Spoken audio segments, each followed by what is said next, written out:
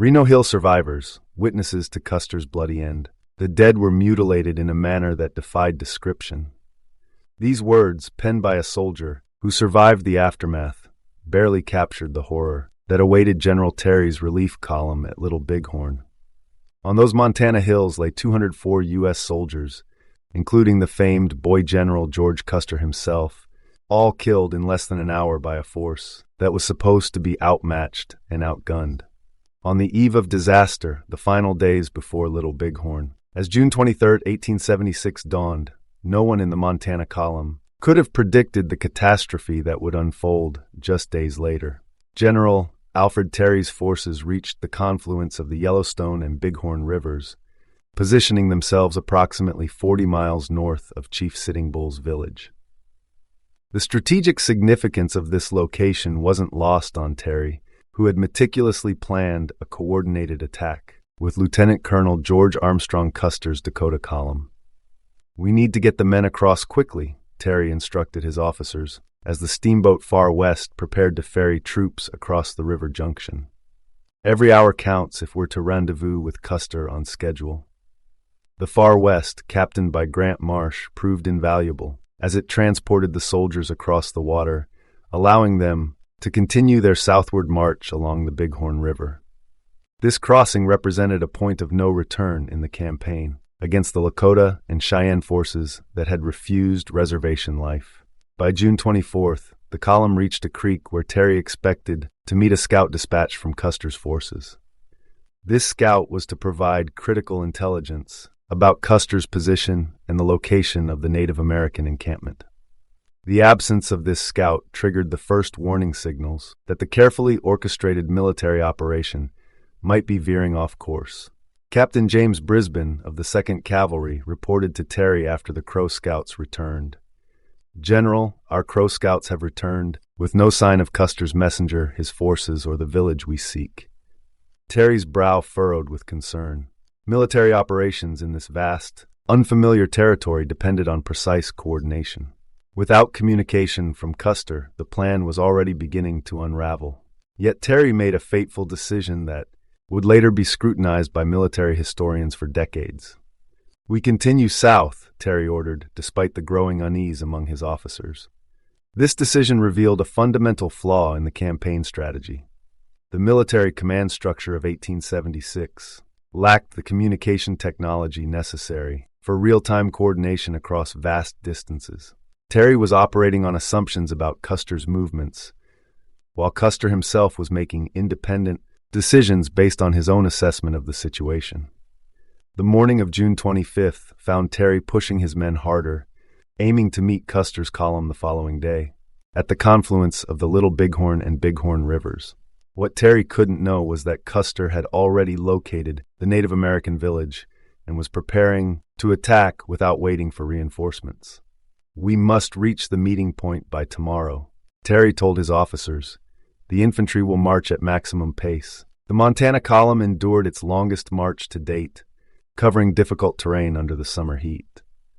By 7 p.m., the infantry was exhausted beyond their limits. Terry, recognizing their condition, ordered them to make camp. "The cavalry will continue," Terry instructed. "Rest for a few hours, then press on until midnight." The cavalry rode into the night, finally stopping to sleep when they could go no further.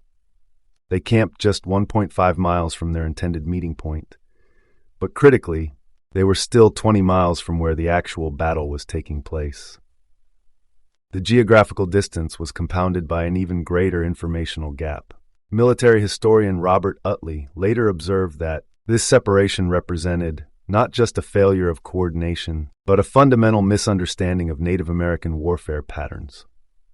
The U.S. Army's conventional approach to warfare, with its emphasis on formal battle lines and coordinated movements, proved dangerously inadequate against the more fluid, responsive tactics of the Lakota and Cheyenne warriors. As the Montana column slept that night, they remained completely unaware that approximately half of the Dakota column had already perished, including Custer himself.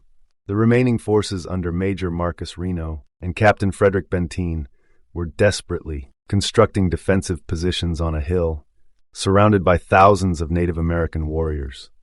The tragedy unfolding just miles away represented not just a tactical failure, but a collision of cultures and military philosophies.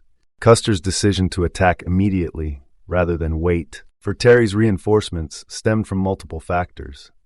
His aggressive temperament, concern that the village might scatter if he delayed, and perhaps most significantly, a profound underestimation of his opponent's capabilities.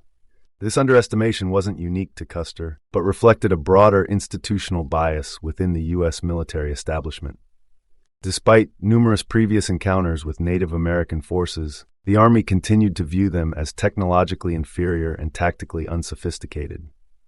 The reality at Little Bighorn would brutally dispel this misconception. As the Montana column slept on the night of June 25th, the disconnect between their planned rendezvous and the bloody reality just miles away illustrated the fog of war in its most tragic form. Terry's forces, proceeding according to plan, had no way of knowing they were marching not toward a military rendezvous, but toward one of the most shocking defeats in American military history. First reports in disbelief, June 26, 1876. As the first light of June 26 broke over the Montana landscape, General Terry dispatched a group of Crow Scouts ahead of the main column. Their mission was straightforward: locate Custer's forces and gather intelligence about the terrain ahead. Terry remained confident that within hours his forces would reunite with Custer's Dakota column as planned. "Find Custer and report back immediately," Terry instructed the scouts. "We need to coordinate our approach to the village." Several hours later, the advance scouts encountered 3 fellow Crow tribesmen riding hard from the direction of the Little Bighorn. These 3 men appeared exhausted and agitated, having fled from Reno Hill the previous day. They had deliberately distanced themselves from the battle, recognizing the severity of the situation unfolding there. When the scouts converged, an urgent conversation in the Crow language ensued. The 3 newcomers gestured repeatedly toward the south, their expressions grave as they relayed what they had witnessed. "The Sioux have killed Yellow Hair and all his men," one of them told the Montana column scouts, using the Native American name for Custer. "Only some soldiers remain alive on a hill above the river, surrounded by warriors."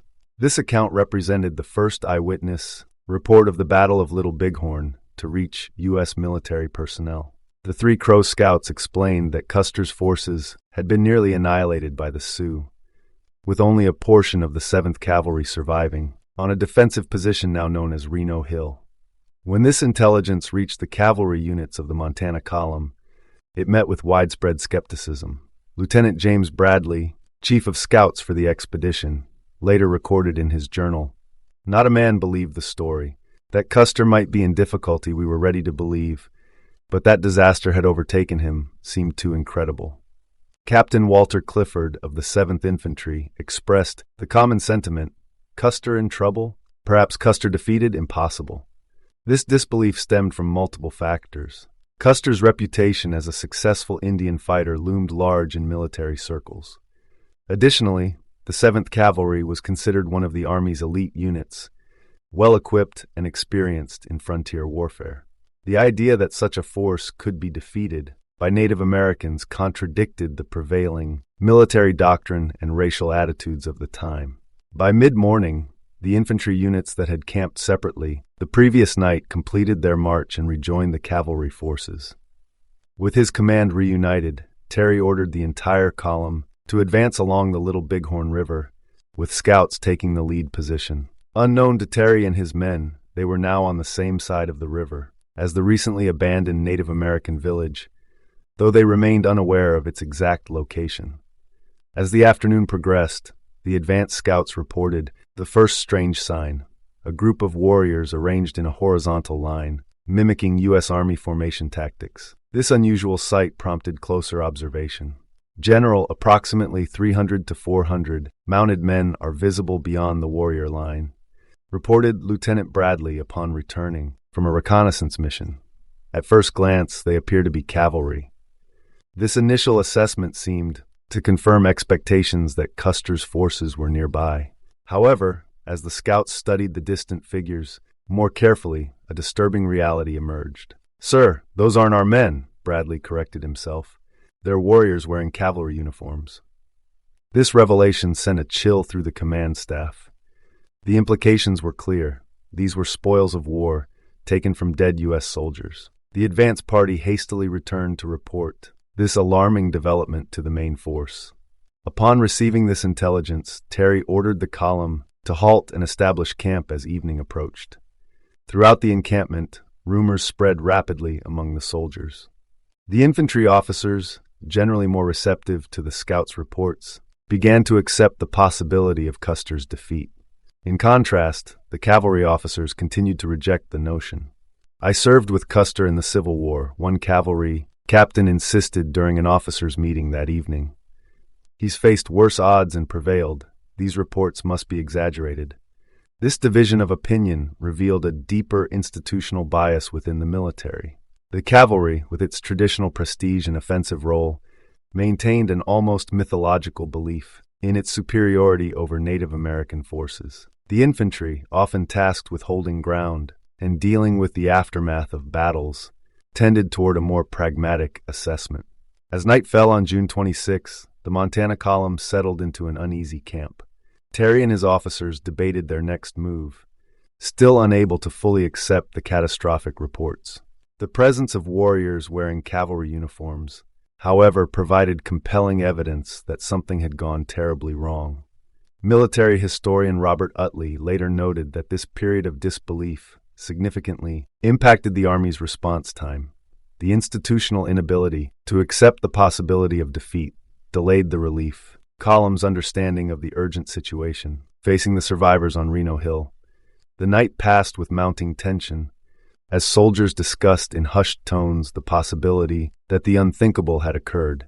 By morning, they would confront a reality far worse than any of them had imagined.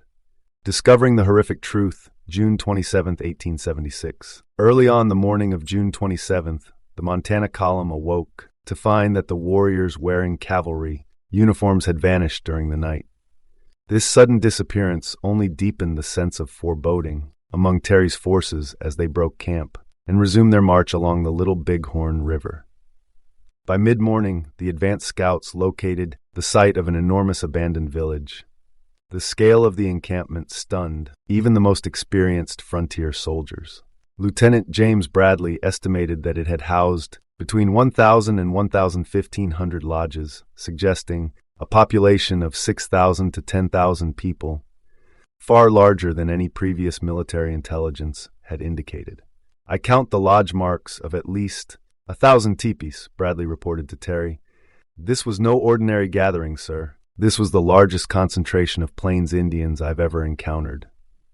The significance of the previous day's sighting became clear. The uniformed warriors had been a rear guard protecting the village as it relocated.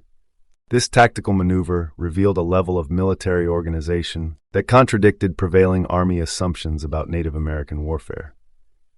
As the first American soldiers entered the abandoned camp, they encountered disturbing evidence of what had transpired. Patches of scorched grass still smoldered where ceremonial fires had burned. Several lodges remained standing, containing the bodies of Sioux and Cheyenne warriors who had died of wounds sustained in the battle. Personal belongings lay scattered throughout the camp, abandoned in the hasty departure. More ominously, cavalry saddles, uniforms, and boots were strewn across the site. "They left in a hurry," observed Captain Walter Clifford, "but not before collecting trophies from the battlefield." A group of infantrymen made a gruesome discovery near the center of the camp: the severed heads of 3 soldiers mounted on poles. This display, deeply significant in Plains Indian warfare traditions, served both ceremonial and psychological purposes. For the soldiers of the Montana column, it provided the first concrete evidence that the reports of disaster might be accurate. Lieutenant Colonel James Brisbane, second in command of the expedition, ordered the heads removed and prepared for burial. "For God's sake, don't let the men linger here," he instructed his officers. "Keep them moving toward the river." As the main force of the Montana column moved through the village toward the river, they discovered more bodies of U.S. soldiers, all mutilated according to Plains Indian warfare customs. These practices, which included scalping, dismemberment, and other ritualistic modifications, were part of a complex spiritual and cultural system, largely misunderstood by white Americans, who viewed them simply as evidence of savagery. The most devastating news came when advance scouts returned from exploring the hills across the river. The chief scout approached Terry with visible distress. "General," he reported, "we found 197 bodies on the hills across the river." The enormity of this statement temporarily silenced the command staff. If accurate, this represented the worst defeat of U.S. forces in the Plains Indian Wars. A junior officer who had never met Custer personally studied one of the bodies and compared it to a photograph he carried. "I believe this is General Custer, sir," he reported. The features matched the photograph despite some distortion. Before this identification could be confirmed, two horsemen appeared in the distance, rapidly approaching the column. They were identified as lieutenants from Reno's battalion. Upon reaching Terry's position, they pointed upstream, indicating that their forces were holding a defensive position near a bluff along the river. "Major Reno and Captain Benteen are entrenched on a hill about 4 miles upstream," one lieutenant reported breathlessly. "We've been under siege for nearly 2 days." When asked about Custer, the second lieutenant provided the last known sighting. "The last time we saw General Custer, he waved his hat toward us just before we charged into the village. He was moving toward the lower end with 5 companies." General Terry struggled to maintain his composure as he informed the 2 officers about the discovery of Custer's body at the foot of what would later be called Reno Hill. His voice breaking, Terry said, "Gentlemen, I regret to inform you that General Custer and his entire command have been killed." Meanwhile, on Reno Hill, the besieged survivors had spotted dust clouds in the distance that morning. Initially, they feared the warriors were returning to finish what they had started. Private Roman Rutten of Company M later recalled the moment. "We thought it was the end coming for us.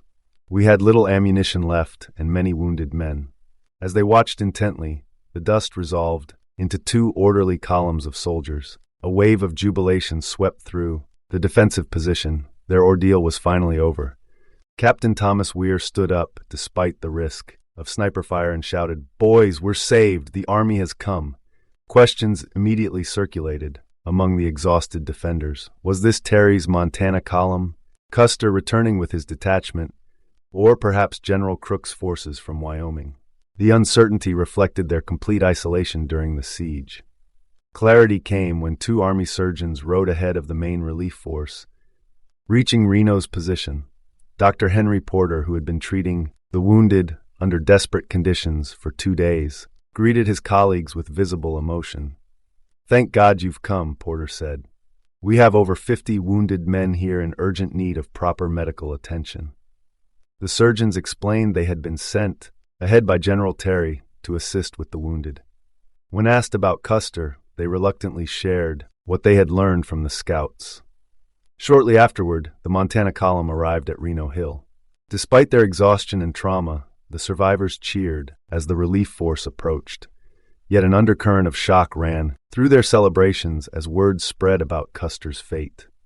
Some officers, particularly Captain Frederick Benteen, who had harbored a long-standing animosity toward Custer, remained skeptical. "I'll believe it when I see it with my own eyes," Benteen reportedly said. Terry ordered Benteen to lead a detachment approximately 4 miles into the hills to verify the reports personally. What Benteen and his men discovered exceeded the worst accounts.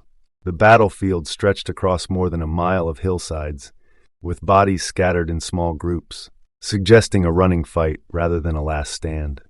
Almost all the dead had been stripped naked and mutilated in ways that horrified even veteran Indian fighters. The body of Tom Custer, the general's brother, had been so severely disfigured that identification was possible only through a distinctive tattoo of his initials on his arm. General Custer's body had escaped the worst mutilations. It showed relatively minor disfigurement compared to his brother's remains. He lay naked, propped in a semi-sitting position against 2 other soldiers. His scalp remained intact, with clear gunshot wounds visible in his chest and head. Benteen looked down at the body of his commander and longtime rival. Despite their differences, the sight affected him deeply. "It's him," he confirmed quietly, then ordered his men to return to Reno Hill. The Montana column established a new camp near a wooded area where the initial phase of Reno's retreat had occurred. The remainder of June 27th was devoted to tending the wounded and burying those who had died during the siege of Reno Hill. The following day, June 28th, detachments from the 7th Cavalry marched to Custer's battlefield to bury their comrades. After hours of grim labor in the summer heat, they interred 204 soldiers in shallow graves, marked only by stakes and stones. The exact count remained uncertain, as many bodies were dismembered and scattered, with remains continuing to be discovered for 50 years afterward. Amid the overwhelming tragedy, there were few positive elements. Perhaps the only two were Captain Miles Keogh, one of the few soldiers whose body remained unmutilated, and his faithful horse, Comanche, the only living creature found on Custer's battlefield. Lieutenant Henry Nowlin discovered Comanche wandering near a ravine, suffering from 7 wounds, 3 of them severe. Despite these injuries, the horse survived and lived for another 14 years, becoming a regimental mascot. After his death, a taxidermist preserved his body, and following 140 years of restoration efforts, Comanche is now displayed at the University of Kansas Museum.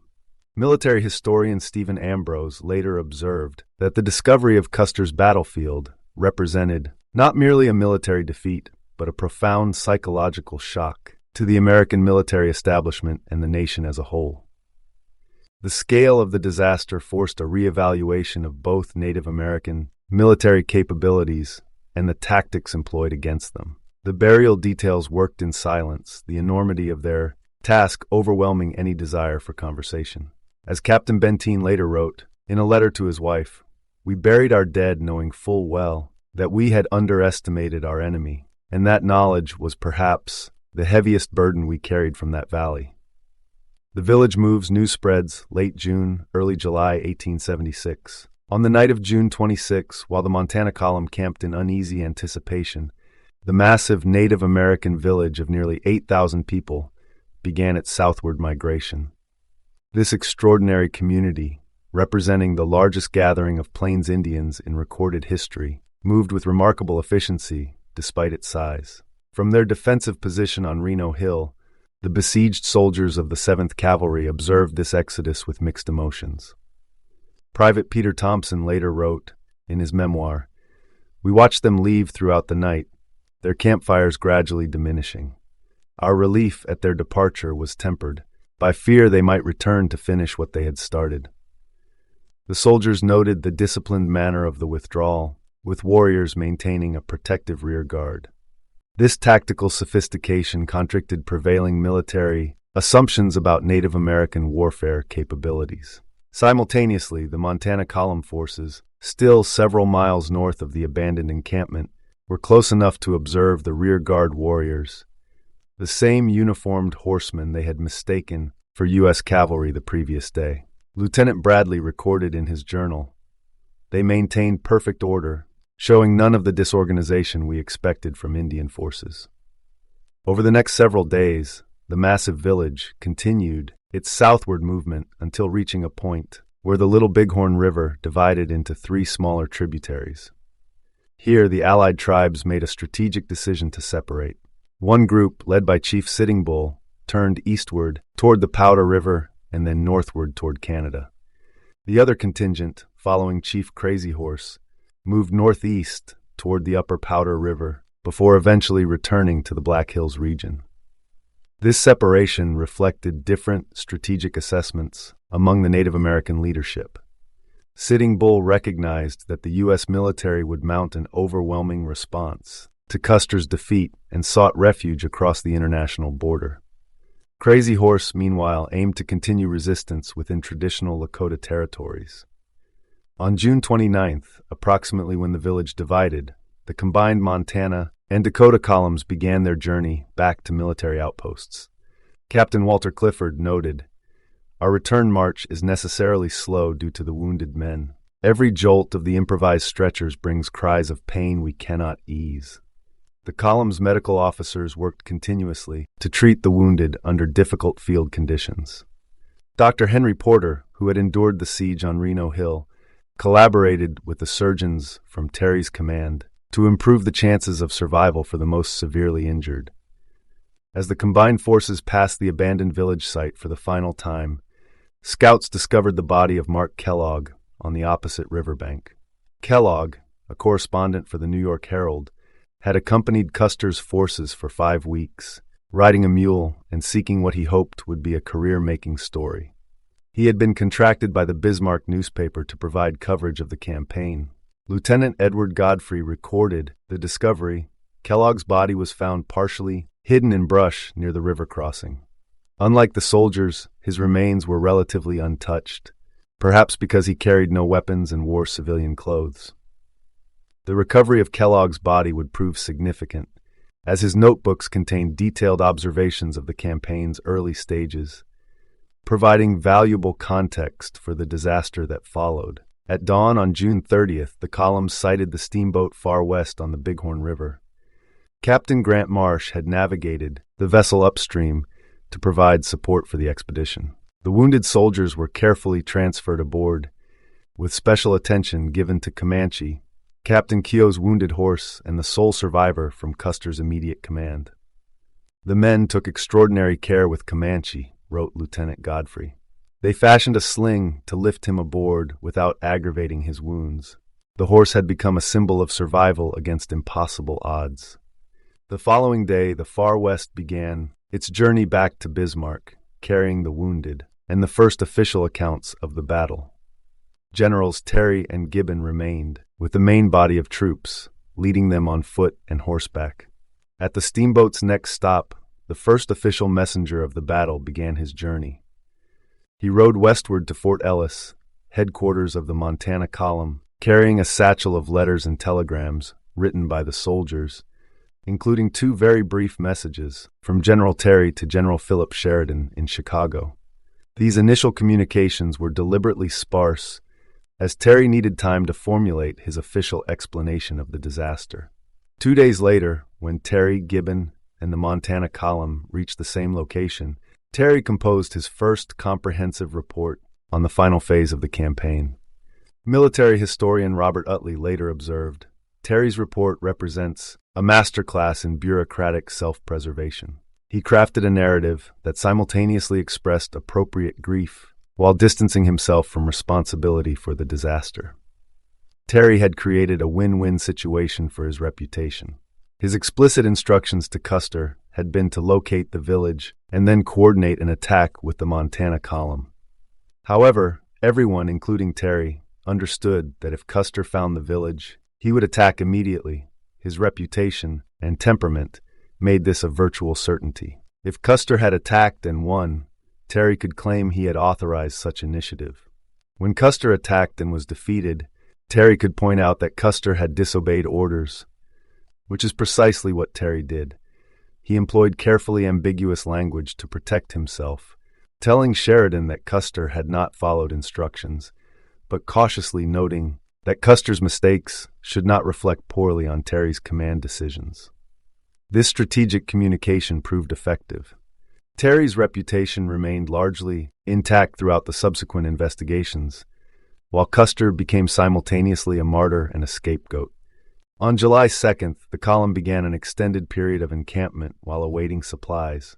Meanwhile, the Far West raced down the Yellowstone River toward Bismarck, carrying the wounded and the first comprehensive accounts of the battle. Captain Marsh docked the Far West at Bismarck around 11 p.m. on July 5th.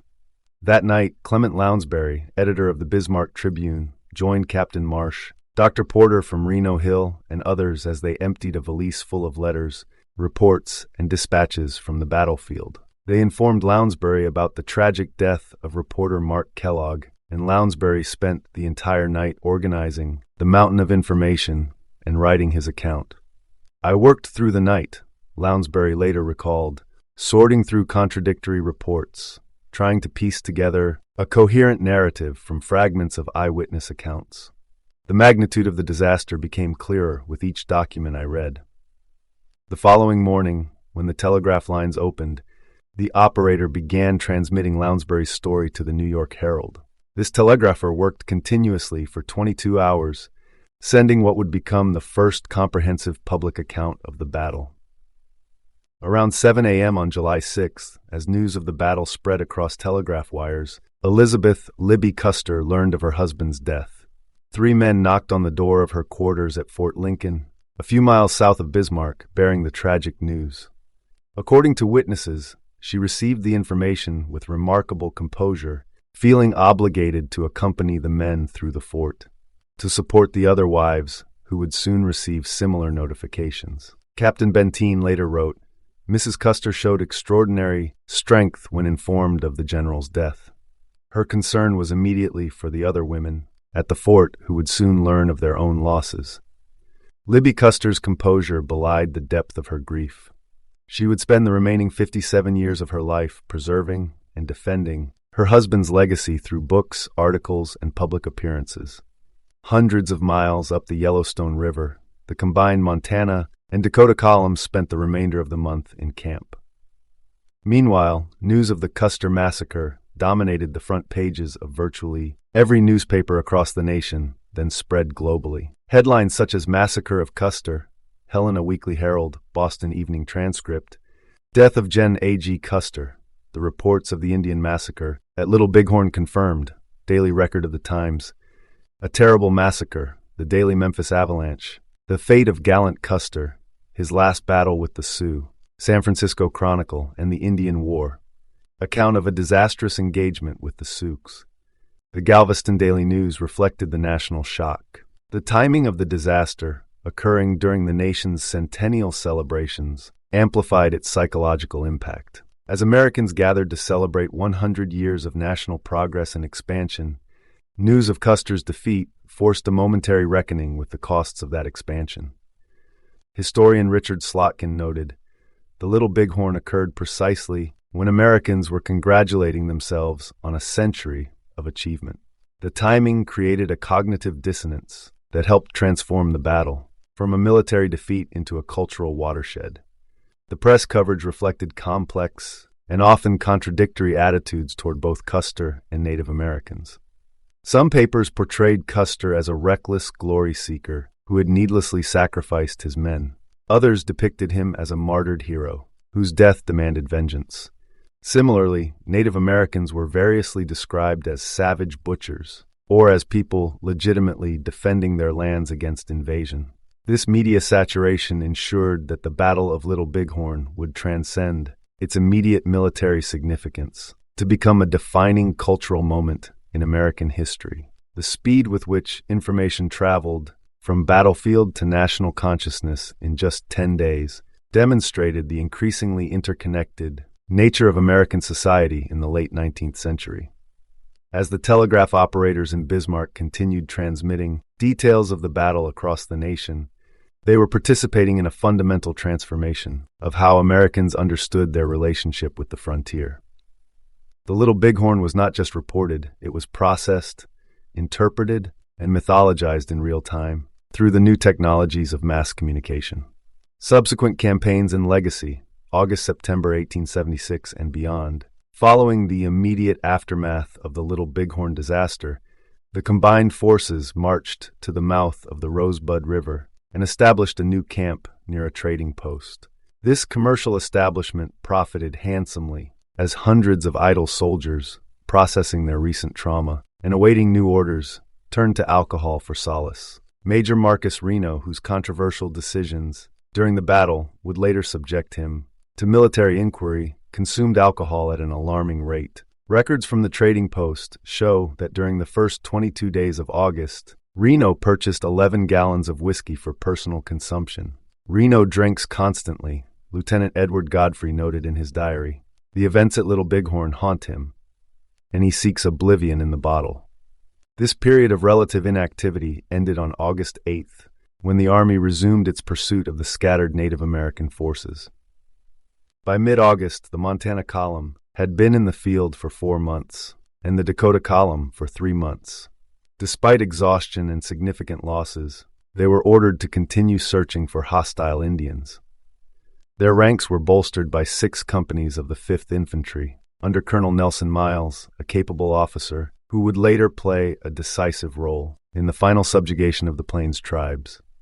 This augmented force was designated the Yellowstone Army, reflecting its operational area. The reorganized command structure represented the military's determination to avenge Custer's defeat, regardless of cost. The Yellowstone Army traveled by boat along the Rosebud River for 2 days until encountering General George Crook's long-missing Wyoming column. Crook's forces had been attacked by approximately 700 warriors in this same region 2 months earlier and had subsequently avoided returning to Montana Territory. Now they had returned with a notable addition to their scouting corps, William F. Buffalo Bill Cody, whose frontier exploits would later make him America's first celebrity entertainer. Cody's presence underscored the increasing public attention focused on the campaign. Buffalo Bill seems more interested in collecting stories than scouting, observed Lieutenant John Bork, Crook's aide-de-camp. He asks endless questions about Custer and the battle. The combined Wyoming and Yellowstone armies constituted an impressive force of approximately 4,000 soldiers, the largest military concentration yet assembled against the Plains tribes. This combined army moved eastward toward Dakota Territory, but failed to maintain cohesion due to persistent tensions between Generals Crook and Terry. The conflict between these commanders exemplified the dysfunctional command structure that had contributed to the Little Bighorn disaster. Personal rivalries and competing strategic visions undermined operational effectiveness. One morning in late August, without consulting Terry, Crook simply led his troops away. This unilateral action further fragmented the military response and reduced its effectiveness. Conditions deteriorated rapidly for Crook's soldiers, overconfident that they would quickly locate the warriors who had defeated Custer. Crook had left behind his supply wagons. His troops carried only 2 days' rations and soon faced starvation as they endured continuous rain. They were forced to slaughter and eat some of their horses, a demoralizing experience they later called the Starvation March. On September 8th, a detachment of 155 men sent to forage for food accidentally encountered a small village of approximately 40 lodges, belonging to Lakota Chief American Horse. This chief had killed Captain William Fetterman in the 1866 Fetterman Massacre, a previous military disaster in which 81 soldiers had been killed. The soldiers attacked the camp at dawn the following day, ransacking the village. Some villagers escaped to seek help and returned with hundreds of warriors, including Chief Crazy Horse. By that time, Crook's main force of 2,000 troops had arrived, resulting in a tactical stalemate. During the engagement, soldiers recovered thousands of pounds of meat from the village, temporarily solving their food shortage. They also discovered a pair of heavy gauntlets belonging to Captain Miles Keogh and a military guidon from Company 1 of the 7th Cavalry, tangible connections to the Little Bighorn battle. Lieutenant John Bork recorded the discovery. Finding Keogh's gauntlets brought the horror of Little Bighorn into sharp focus. These were not anonymous victims, but men we had known personally. Several days later, the exhausted Wyoming column withdrew to Custer City, a mining settlement approximately 40 miles south of Deadwood. They considered their mission complete, despite having achieved only a minor engagement with a small village, rather than confronting the main Native American forces. Meanwhile, Chief Sitting Bull, Chief Crazy Horse, and their main encampments remained at large, evading capture by General Terry's Yellowstone Army. This military failure underscored the challenges of conducting conventional military operations against highly mobile indigenous forces in vast, unfamiliar terrain. A few days after the Wyoming column's departure, the Yellowstone Army also disbanded on September 5th. General Terry ordered all units to return to their respective posts, instructing them to remain vigilant for a large group of Sioux reportedly moving northward. However, the soldiers never encountered these people. The northward moving group consisted of Sitting Bull's followers, who were heading toward Canada to spend several years beyond the reach of the U.S. government. This strategic retreat allowed them to preserve their freedom temporarily, though at the cost of leaving their traditional territories. After 4 months in the field and the loss of hundreds of comrades at Little Bighorn, the 7th Cavalry finally returned to their base. At Fort Lincoln, south of Bismarck, On September 26, 1876, 131 days after their departure, there were no cheers, no parade, no band playing Gary Owen, the regimental march. Many of the wives and children who had lost husbands and fathers had already left the post. Their quarters stood empty, painted black in mourning. Private Peter Thompson described the somber homecoming. We rode in silence past the blackened quarters where our friends had lived. The fort seemed like a graveyard, with memories haunting every corner. Military campaigns against the Northern Plains tribes continued throughout the remainder of 1876 and most of 1877. Gradually, the U.S. Army forced various tribal groups onto reservations or killed them in the process. This systematic military pressure, combined with the deliberate destruction of the buffalo herds that provided the foundation of Plains Indian economy and culture, proved devastatingly effective. By the end of 1877, only Chief Sitting Bull and his dwindling group remained free in the cold northern reaches of Canada. Their exile represented both resistance and tragedy, maintaining independence at the cost of separation from ancestral lands. In mid-August, while the Yellowstone and Wyoming armies conducted their second campaign into southern Montana, the U.S. Congress passed legislation confiscating the Black Hills from the Lakota. Congress explicitly used the Little Bighorn battle to justify the seizure of nearly all Native American land on the High Plains. This political maneuver revealed the underlying economic motivations behind the military campaigns. The discovery of gold in the Black Hills in 1874 had triggered white encroachment on lands legally guaranteed to the Lakota by the 1868 Fort Laramie Treaty. Rather than enforce its own treaty, the government used Custer's defeat as justification to abrogate it entirely.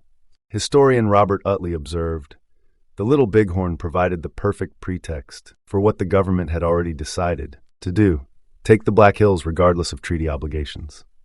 This confiscation marked the final breath of freedom for the original free peoples of North America. The military defeat at Little Bighorn, paradoxically, accelerated rather than slowed the process of dispossession. Throughout the summer of 1876, newspapers continuously reported on the May and June campaign.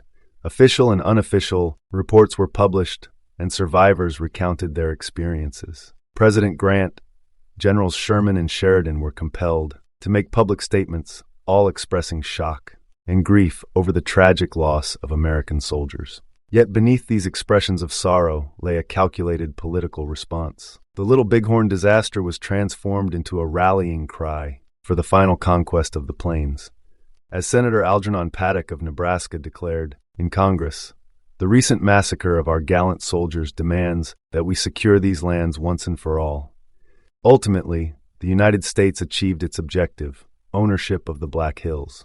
In the process, Chief Sitting Bull became one of the most famous individuals in America, surpassing the status of other indigenous leaders such as Tecumseh, Red Cloud, Geronimo, Chief Joseph, and Quanah Parker. For the first time, the American public became familiar with the name Crazy Horse.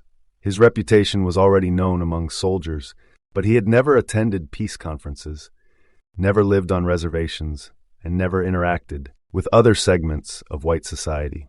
Even after his role in Red Cloud's war in the late 1860s, he remained unknown to the majority of Americans. Now, with a name as striking as Crazy Horse, he easily captured headlines. The Lakota leader's mystique was enhanced by his continued resistance. Lieutenant Jesse Lee, who later witnessed Crazy Horse's surrender, wrote, "There was something magnetic about him that commanded respect even from those of us sent to subdue him." And of course, as the names Sitting Bull and Crazy Horse achieved legendary status, so did the name George Armstrong Custer. He was flamboyant, brave, self-absorbed, caring, loving, obsessive, stubborn, naive, and adventure-seeking, and he became forever associated with a distinctive era of American history. The Little Bighorn transformed Custer from a controversial military figure into an American archetype. In death, he achieved a cultural significance far exceeding his military accomplishments. Through books, paintings, films, and later television, The Last Stand became one of the most recognized episodes in American history. Military historian Stephen Ambrose noted, "Few military defeats have been so thoroughly mythologized as Custer's last stand." It transcended its tactical significance to become a cultural watershed, a moment when America confronted both the limits of its power and the moral complexities of its westward expansion. The battle's legacy extended far beyond its immediate participants. For Native Americans, it represented both a momentary triumph and a tragic acceleration of their ultimate defeat. For the U.S. military, it prompted a reevaluation of tactics and assumptions about indigenous warfare capabilities. For the American public, it crystallized complex and often contradictory attitudes about westward expansion, military heroism, and the fate of Native peoples. Perhaps most significantly, the Battle of Little Bighorn marked a pivotal moment in the construction of American national identity. As the country celebrated its centennial, the shocking defeat forced a momentary reckoning with the costs of national expansion. Yet rather than prompting a fundamental reassessment, the battle was quickly incorporated into a triumphalist narrative of winning the West. The 204 soldiers who died on those Montana hills became symbols in a larger national mythology, a mythology that simultaneously celebrated their sacrifice while obscuring the legitimate resistance of peoples defending their homelands. This complex legacy continues to resonate in American culture and politics to the present day.